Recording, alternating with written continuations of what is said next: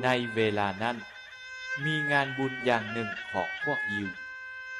พระเยซูเจ้าก็เสด็จขึ้นไปนครเยรูซาเล็มอยู่นครเยรูซาเล็มใกล้ประตูฝูงแกะมีสานะอยู่สระหนึ่งใส่ชื่อเป็นภาษาเฮบรูว่าเบซาธามีกรมมาเรียน5 หลังอยู่ก้องกรมมาเรียนเหล่านี้มีคนพิการคนตาบอดขาเคเป็นรอยนอนอยู่หลวงหลายพองขานักเฟือนย้อนว่า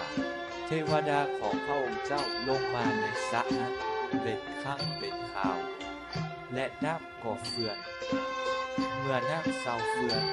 ไหลลงไปในสระก่อนก็หายจากพยาธิจะเป็นพยาธิแนวใดก็ตามอยู่ที่นั่นมีคนผู้หนึ่งพิการมาได้38 ปีแล้วพระเยซูเจ้าเห็นเขานอนอยู่และฮู้ว่าเขาพิการเป็นเวลาดนนานแล้วจึงกล่าวกับเขาว่า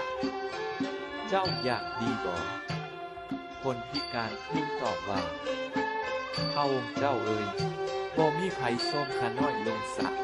เมื่อเวลาน้ำกำลังเฟือนพอขาน้อยไปฮอดผู้อื่นก็ลงก่อนแล้วพระเยซูเจ้ากล่าวกับเราว่าลุกขึ้นแบกเอาสะแนนแล้วย่างไปทันทีคนนั่นก็หายดีแล้วแบกเอาสะแนนแล้วย่างไปพอดีมื้อนั้นแม่นมื้อวันพระพวกยิวเว้ากับผู้หายพิการว่าแม่นวันพระเจ้าแบกสะแนนไปบ่ได้ลาวตอบว่าผู้ได้กลัวขาน้อยให้ดีได้บอกให้ขาน้อยแบกสะแนนย่างเมือง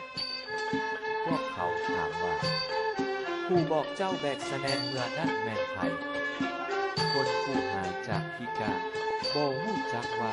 พระองค์แม่นไผย้อนพระเยซูเจ้าได้คิดตัวหนึ่งด้วยว่ามีคนหลายอยู่บ่อนนั้นต่อนนั้นมาพระเยซูเจ้าพบพ่อคนนั้นในพระวิหาร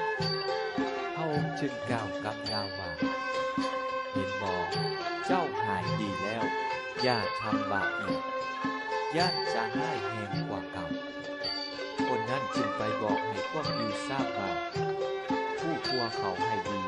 แม่นพระเยซูเจ้าด้วยเหตุนี้พวกยิวจึงบังเบียดพระเยซูเจ้าย้อนพระองค์กระทำสิ่งนั้น